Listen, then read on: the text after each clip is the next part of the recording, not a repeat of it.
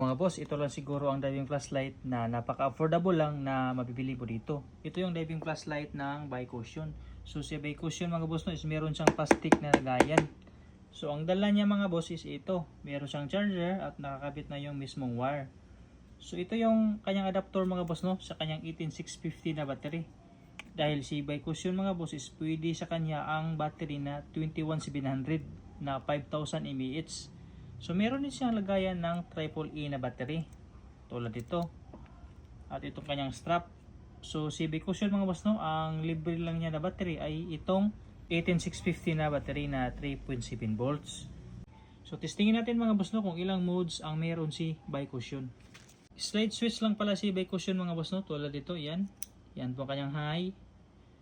So high mga boss no is malakas na, pwede mo na magamit sa pamana. Ito naman yung kanyang low.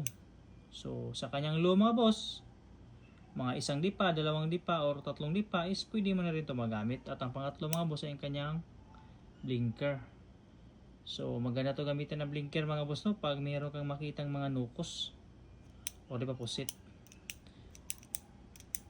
So itong lahat na ito mga boss, ito yung dala ni Bicushion kung mag-check out ka dito sa aking Yellow Basket. So kung gusto ka bibili nito mga boss no, pindutin mo lang yung buy now here sa baba. Salamat!